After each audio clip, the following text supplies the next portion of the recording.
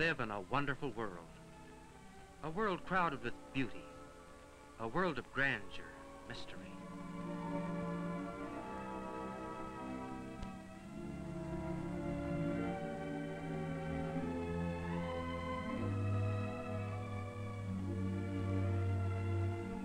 Yes, this is a wonderful world. But perhaps the greatest wonder of all is man himself. His body is a marvel of mechanical efficiency and adaptability.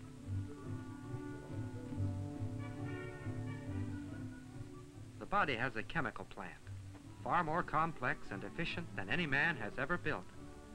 It transforms the food we eat into flesh and blood and bones and teeth. And the body has a heating system, a living furnace that we stoke daily with food for fuel. As this fuel is oxidized, heat and energy are provided for the body machine.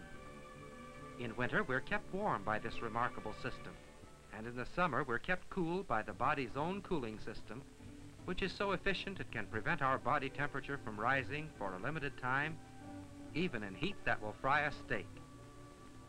An automatic thermostat controls both our heating and our cooling systems, keeping our temperature at a normal 98.6 degrees, except when a higher temperature is needed to combat disease.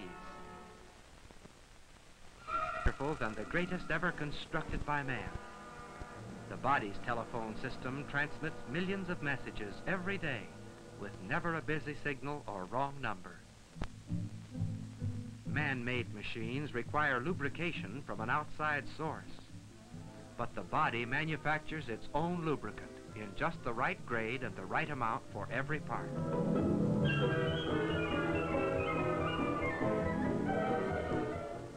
Yes, the body is wonderful. The hand, for example, is a marvel of mechanical adaptability. It can perform a multitude of tasks. Oh, man has been able to make a mechanical hand that will feed a printing press, but that hand can't thread a needle, or perform an operation, or paint a picture. The human hand can perform all these activities and thousands more. There's no doubt but what man needed a hand just like this. But was the need alone enough to bring it into existence? Still more wonderful is the human eye.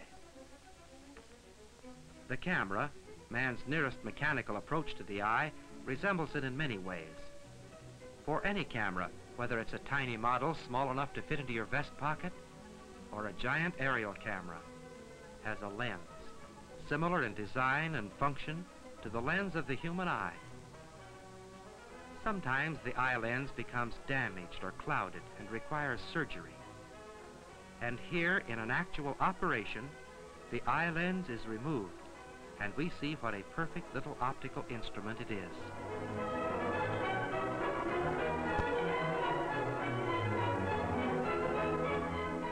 The eye functions far more efficiently than the lens of the most expensive camera.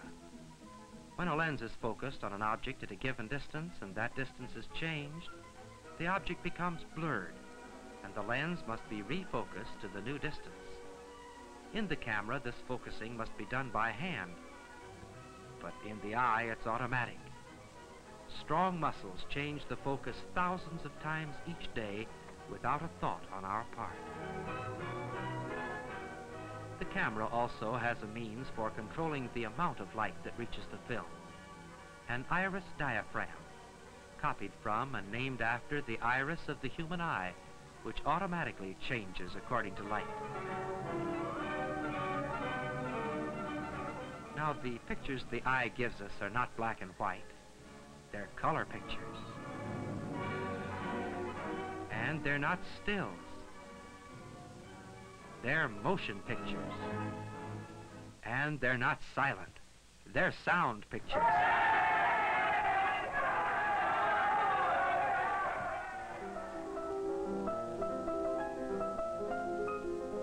Do you know that the music you're hearing is being played all over again on a perfect little musical instrument inside your ear? We think of the sound as being produced by the piano, and of course in one sense it is.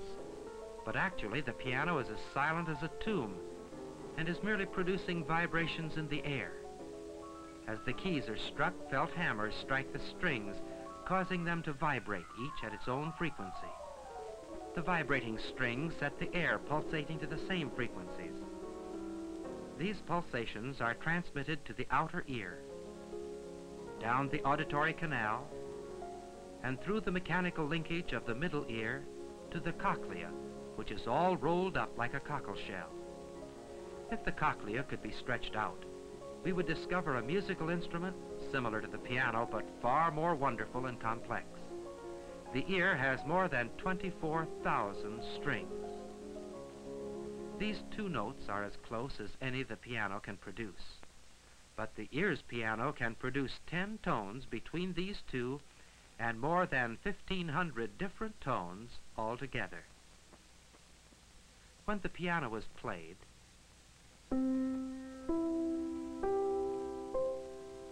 the ear's remarkable little keyboard plays the same tones and sends corresponding signals along individual lines to the brain. Of course, the outer ear operates in air, but the cochlea is filled with a liquid. The transmission of sound from air to a liquid is one of the most difficult problems, but in the ear, this problem is beautifully solved by the mechanical preciseness of the middle ear, with its 2 diaphragms of just the right size, and 3 connecting bones with the exact leverage required. The eardrum is like a piston. It has an area of 90 square millimeters. The smaller diaphragm an area of 3.2 square millimeters. Diaphragms must be joined by a mechanical leverage of 2 to 1. In the ear, these tiny bones, the ossicles, are exactly right for the job. They are a fixed size that must not change from the cradle to the grave. The little fellow has a lot of growing to do before he's as big as Dad. All the bones in his body must grow and develop. All, that is, but the ossicles of his ears. They have to be the right size at the start and never change throughout life. These are the actual bones from the ear of an adult and a child. Can it be just an accident that they are the only bones in a baby's body that do not grow, that are fully developed at birth? The ear is one of the most efficient sound detectors known to man, capable of hearing the roar of a cannon, or the rustle of leaves, and under ideal conditions, even the footfalls of a cat. But at the University of California at Los Angeles, there is a place where we can hear sounds so soft that the footfalls of a cat would seem deafening by comparison. Deep in the sub-basement of the physics building, far below the surface of the Earth, is a most unusual room where it is possible to study the amazing sensitivity of the human ear. Here we find ourselves shut off from extraneous outside noises, surrounded by prisms of spun glass that absorb incidental sounds such as our own breathing. It takes time for our senses to become adjusted to the absence of familiar sounds in this strange environment. But before long, we hear noises we never really heard before. The sound of air molecules beating against our eardrums.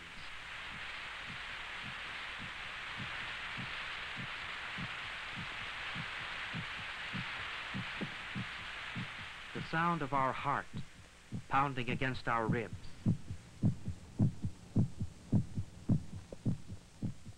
Did you ever see a living, beating human heart? A rare operation enables us to see this marvelous little pump. It pumps 12 pints of blood through hundreds of thousands of miles of blood vessels every minute, and in one day pumps enough blood to fill a large gasoline truck to overflowing. During a lifespan, it would fill a string of tank cars 50 miles long and beat 2,500,000 million times without a single shutdown for repairs.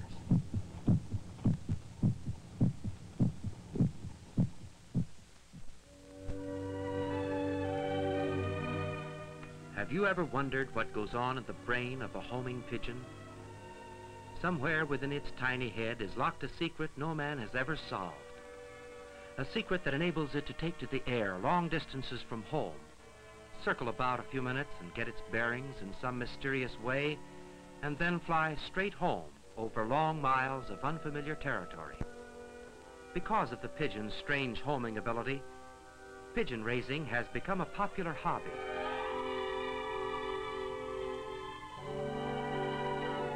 This hand-fed youngster doesn't look much like the expert flyer he will someday be. And yet, even at this early age, he's banded with a number that will identify him through racing days. As soon as the young are able to fly, they are released from the home loft on daily training flight.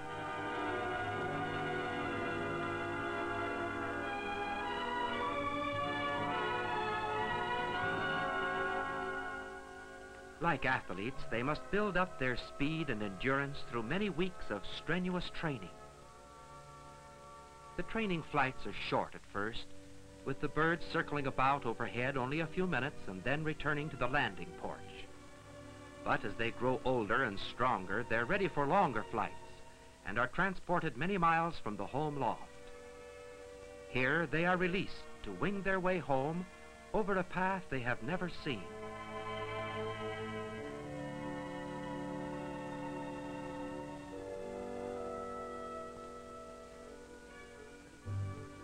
Then, at last, the 500-mile race. The birds are watered just before dawn to sustain them on their long journey home. And at sunrise, Pigeondom's greatest race classic gets underway as thousands of experienced flyers take to the air.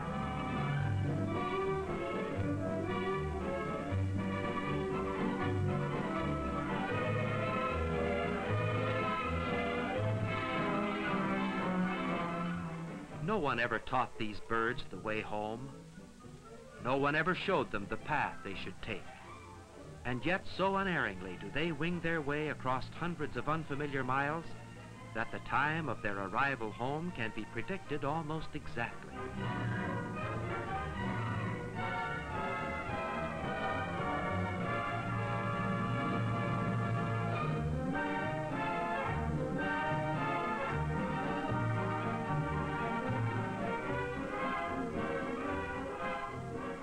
But pigeons are small-time operators compared with the Pacific golden plover, a bird rarely seen outside of our field museums.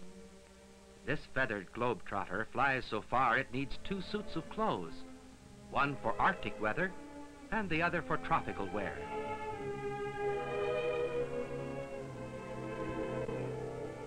It lives and mates in eastern Siberia and Alaska, but it winters in the Hawaiian Islands. In late summer, the adult birds make the long migration journey, traveling 2,000 miles over open sea. Without stopping for food or rest, they fly unerringly to these pinpoint islands in the vast Pacific. Junior's left at home because he's too young to make the trip. But many weeks later, as soon as he's able to fly, he too feels the urge to migrate, and he sets out for a goal he has never seen. To reach it, he must fly 2,000 miles over an unmarked... They've never made the trip before either. But what prompts the golden plover to set out for a place he has never seen? Just think what would happen if navigation were off and he missed those tiny islands. The migration flight of the American plover is even more amazing. It travels from northern Canada to Labrador, and then across 2,000 miles of pathless seas without a stop, and on down to Argentina. The journey home is by a different route, and again, the young, making the trip for the first time, fly these thousands of miles unaccompanied by any bird that has ever made the trip before. But the greatest migrant of all is the Arctic tern. Starting from within 8 degrees of the North Pole, it spans more than 11,000 miles in a record-breaking flight to the South Pole.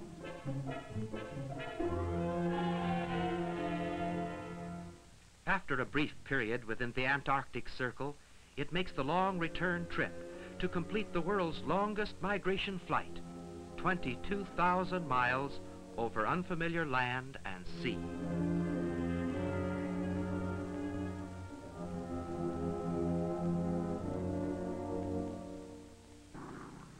To keep a modern plane on its course requires an array of complicated instruments, charts, plotters, and celestial navigation equipment.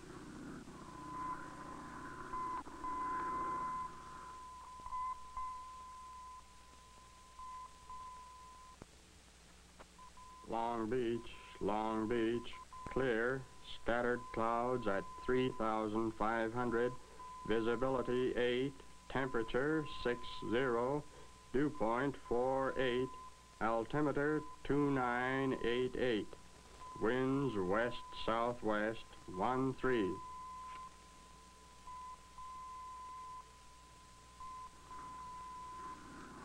Clover Tower, this is NC 275. Landing instructions, please. Over. NC 275, this is Clover Tower, runway 30, cleared to land. Clover Tower, NC 275, turning final.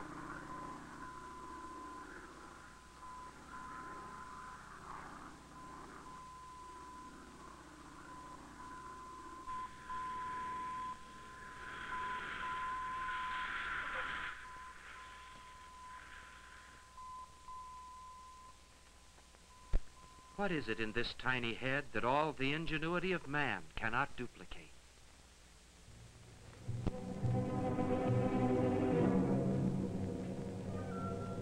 Say, what's this? Something out of a nightmare? Could be if you dream of bats. The bat is a mysterious creature, the only mammal that flies. Like other mammals, it bears its young alive and suckles them at its breast. This is typical bat country. Only a bat could feel at home here, but rents are reasonable and bat apartments easy to find. That is, for bats they are. But scientists spend long hours searching for the bat hideouts. And the main object of their interest, the bat's remarkable abilities in flight.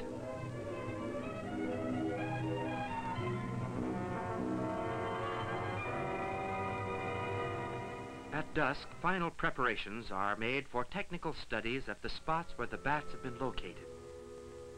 As the bats emerge in search of food, important information for future analysis is obtained.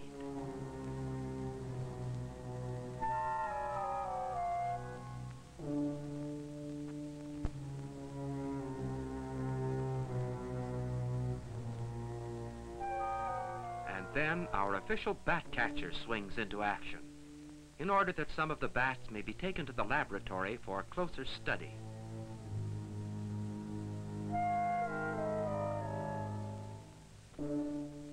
At the Moody Institute of Science, the bats quickly become adjusted to their new environment. Normally, these bats feed on insects they catch on the wing. But in the lab, they'll settle for anything we can dig up.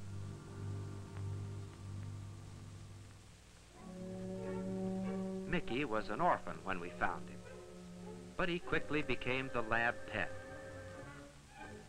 Somehow he had his own ideas about food.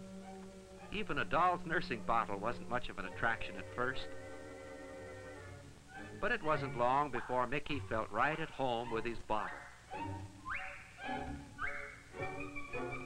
And in a few short days, the two were inseparable. But life isn't all worms and nursing bottles in a science lab. There's work to be done, even for bats. These bats never served in the Army, but they know what an obstacle course is. The bat's wing spread far exceeds the space between the crossbars. Only clever maneuvering will permit him to fly between them. As the bat is released, we cross our fingers and hope he'll do what the book says.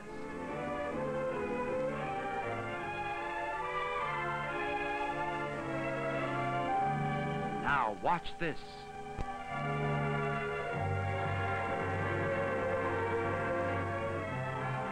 Bats are not blind.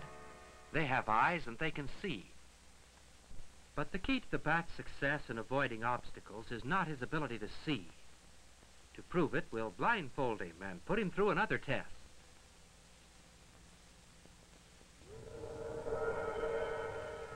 Blindfolded, he dodges those bars just as skillfully as he did before.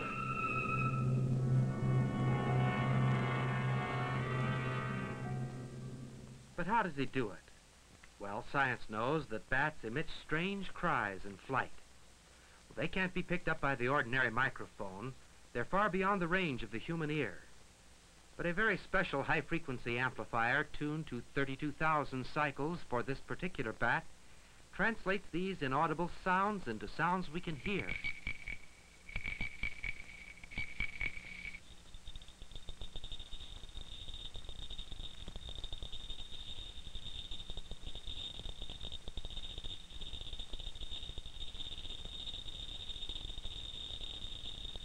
Through numerous experiments, science learned that the bat's ears are extremely sensitive to high-pitched sounds. And the question arose, can the bat's own cries be signals that guide it in flight? Well, let's tie the bat's mouth closed so he can't make these sounds and see what happens. Incidentally, here's the only creature we know that can get into trouble by keeping his mouth shut.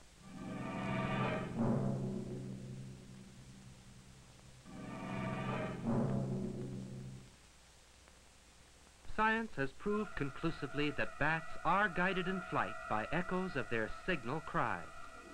Why, that's actually a kind of radar.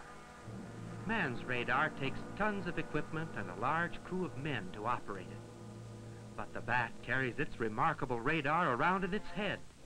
Radar that guides it safely through the intense darkness of the caves, that keeps it from colliding with obstacles it cannot see, or with the thousands of other bats flying through the same darkness.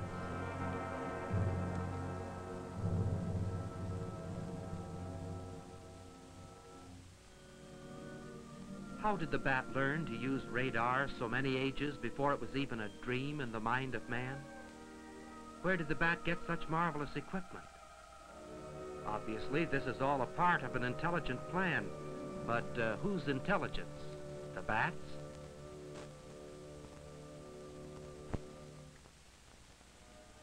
If we were to visit the beaches of Southern California on certain spring and summer evenings, we'd find them dotted with campfires. But the people around these fires are not picnickers. Believe it or not, these folks are fishing. Yes, grunion fishing. And by tradition, the hot dogs and the marshmallows are all a part of this unusual sport. But now it's H hour on grunion night.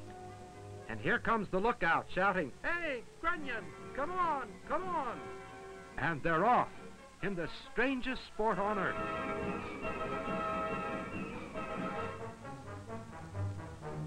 But wait a minute. Where's the fishing tackle? You can't fish without poles or nets, or can you? It looks like all you need for this kind of fishing is a reckless enthusiasm and a good boarding house grab. Oh yes, and a bucket. You'd really have some fun trying to carry an armload of these fellas. Yes, and dry clothes to go home in are a must for grunion fishermen. Because in the excitement, something like this always seems to happen. Fish out of water. Yes, and these fish haven't been washed up on the beach by accident. They deliberately come out of the water to lay their eggs on shore, the only fish in the world that spawn on land. Fish nesting on land, one of the rarest of all biological phenomena. A spectacle so unique it can be witnessed nowhere in the world except on a few Southern California beaches. Fish depend upon water for life, just as we depend upon air. And yet, at the very risk of its life, the grunion comes out of the water into this foreign, hostile environment. Here, the female digs into the sand, tail first, and lays her eggs. Once they are fertilized, the desperate struggle for survival begins. If she misses the next wave, she has little chance to survive.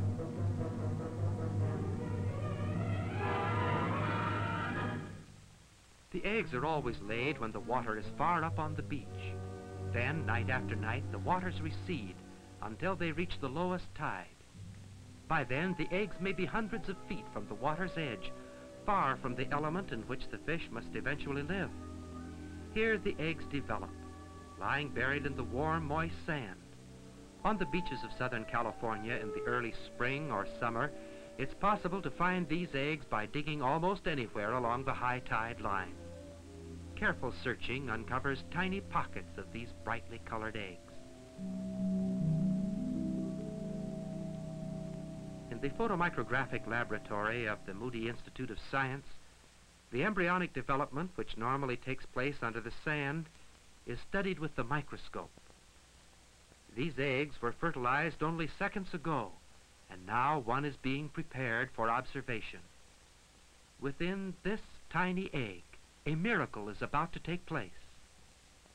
With the aid of the lapse time photomicrographic equipment, which compresses days into seconds on the screen, we will be able to witness this amazing spectacle, the magical unfolding of life through cell division.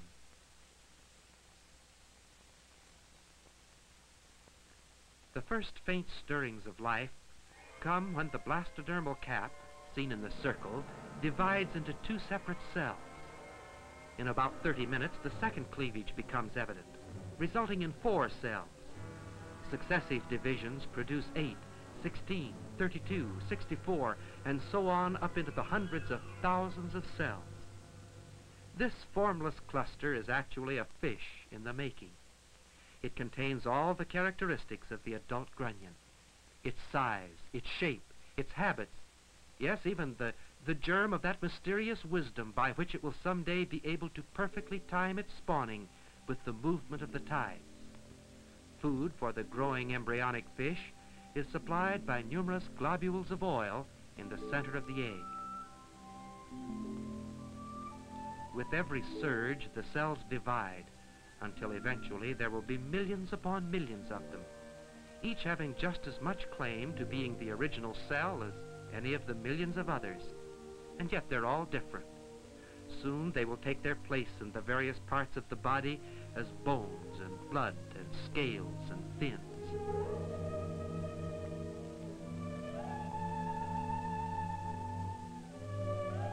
Out of this indistinguishable mass of cells in some mysterious, unknown way, the form of a fish is building up around an invisible, intangible framework. But where is the mold or the pattern that is shaping these cells into a living creature? The first recognizable features are the head and the eyes.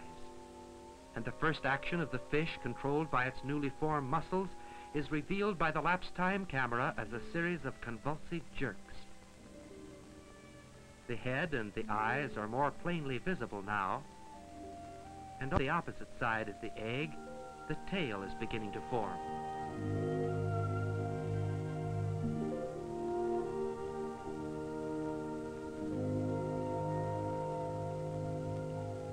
At this stage of its growth, the embryonic fish is 4 days old. The head and the eyes are well formed now, and the simple heart already at work can be seen.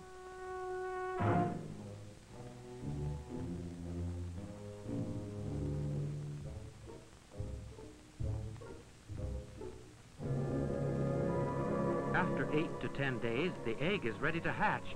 But remember, when it does, it will be a fish. If it were to hatch while buried here in the sand, far from the water, it wouldn't have a chance in the world to live. But the grunion egg never hatches until the water reaches it, and then it hatches instantly. Now, you can keep these eggs buried in the sand for weeks or months, and they won't hatch. But now let's pour some salt water on them and see what happens.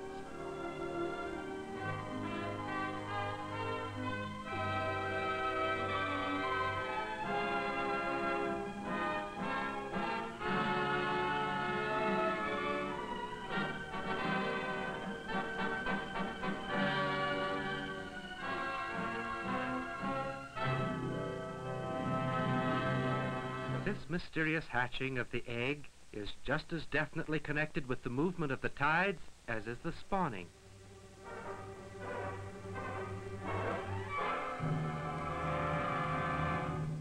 There are two main tides which have their peak at the full and the dark of the moon.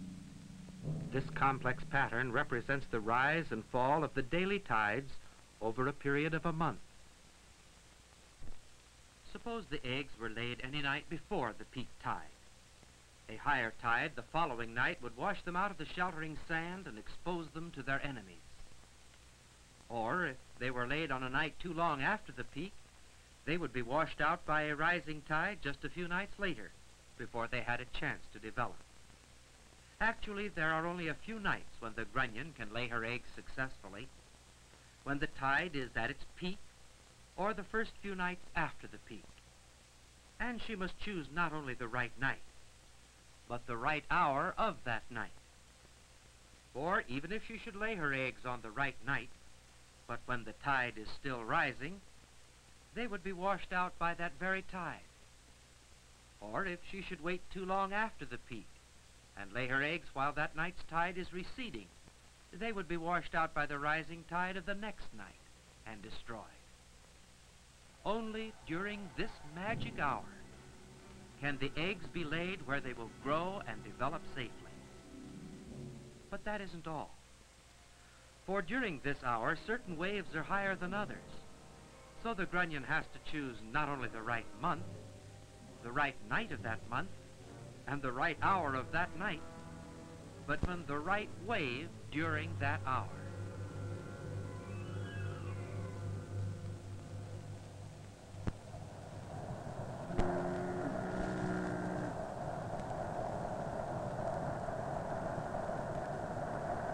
Terrible and treacherous are the tides. The story of their treachery is told in warning markers along many a fog-bound rocky coast. No sea captain can guide his vessel safely without a knowledge of the tide. But the grunion possesses a far better knowledge of the tides than the most experienced mariner, and is able to turn these tides, so destructive to man, to its own advantage, and by them preserve its very life and the life of its young.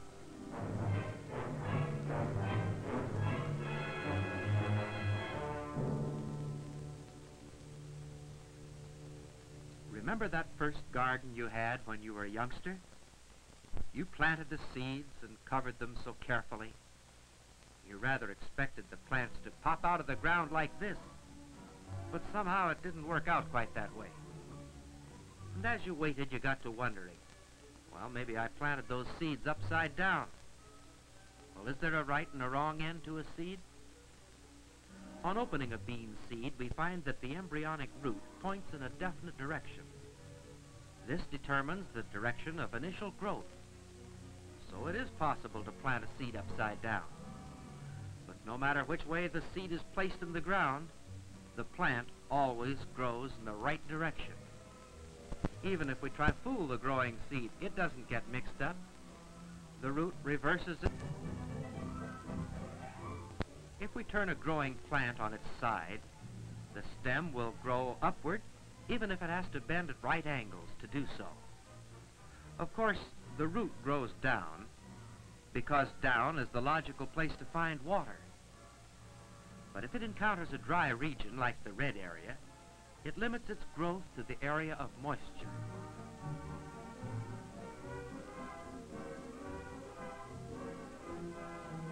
Now, the shoot grows up because up is the logical place to find the light it must have. But if light can't be found by growing upward, the shoot will grow in any direction to reach it, even if it has to detour through a small hole to get there. Plant two seeds at the same time. Grow one in the light, the other in the dark.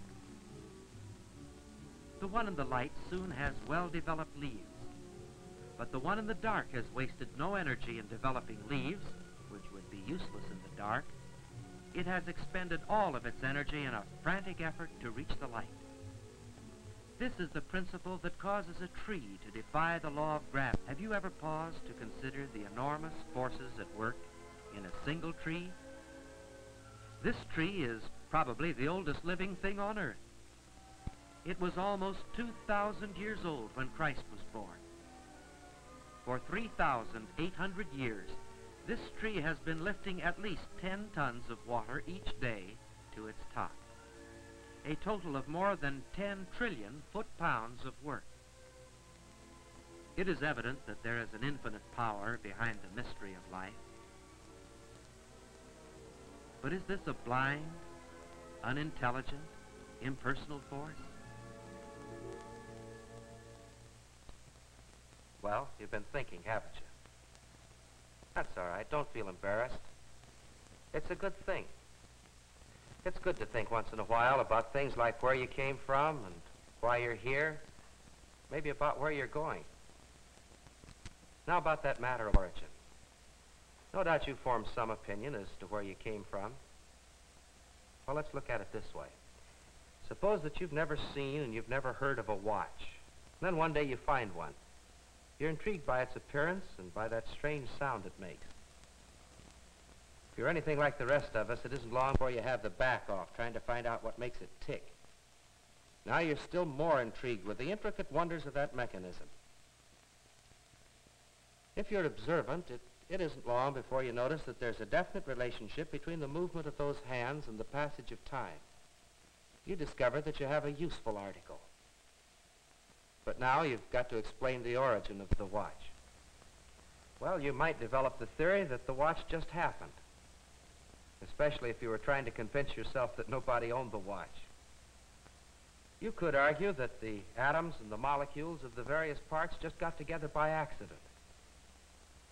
But the simplest kind of reasoning should tell you that somebody made those parts. Somebody put them together for a purpose. Well, how about that eye with its automatic focus and light control? Or that tiny musical instrument inside the human ear? Or that heart with its endless capacity for work? Or the bat with its radar magic? Or the directional wizardry of birds in flight? Or the grunion egg with its tiny cells building life about a ghost-like frame? Or the seeking wonder of growing things? Is all this the product of blind chance? You know, when you come right down to it, there are only two views we can take. Either this all happened by accident, or it's the result of design and plan. You might just shrug your shoulders and say, well, it's just a matter of personal opinion, and let it go at that. You might, that is, but for the fact that this is an issue which vitally affects your whole life. It's going to determine how you think and how you live. For after all, if man is just an accident, then he has no responsibility except that responsibility is upon himself.